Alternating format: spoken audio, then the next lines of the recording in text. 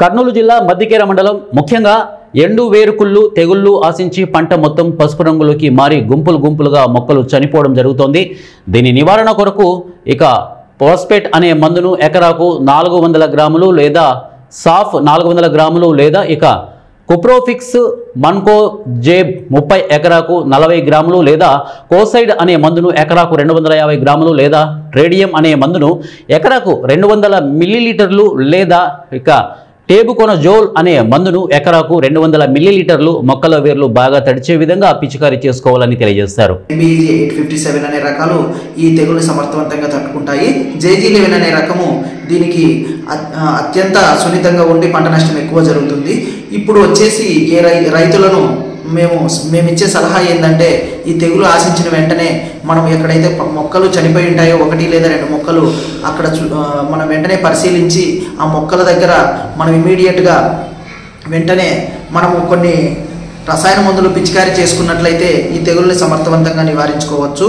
ప్రస్తుతానికి దీని నివారణకు ప్రోపినేబ్, టెక్నికల్ ప్రోపినేబ్, దీన్ని అంటర్కాల్ అంటారు.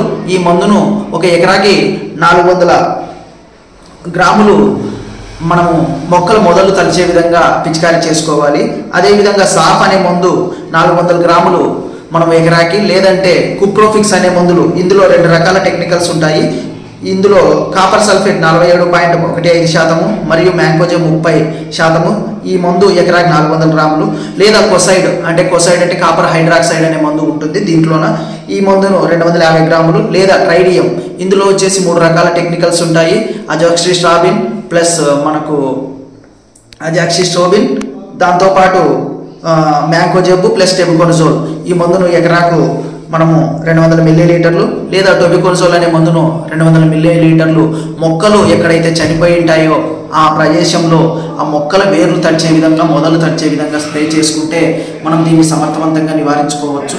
కాబట్టి రైతులు వెంటనే నేను సిఫారసు చేసిన మందులను ఖచ్చితంగా ఎక్కడైతే మొక్కలు చనిపోయి ఆ ప్రదేశంలో తో పాటు మొత్తం పంట మొత్తం తడిచే విధంగా పిచికారీ చేసుకున్నట్లయితే ఈ తెగుల్ని సమర్థవంతంగా నివారించవచ్చు. లేదంటే బయోఫంగిసైడ్స్ అయినటువంటి ట్రైకోడర్మా విరిడి 2 కిలోలు, దాంతోపాటు సూడోమోనాస్ 2 కిలోలు, దాంట్లో ఈ 2 కిలోలు ప్లస్ 2 కిలోల మందును 10 కిలోల ఇసుకలో కలుపుకొని ఉదయాన్నే మనకు తేమ ఉన్నప్పుడు మనము పొలంలో చల్లుకుంటే మనము ఈ తెగులను సమర్థవంతంగా నివారించుకోవచ్చు.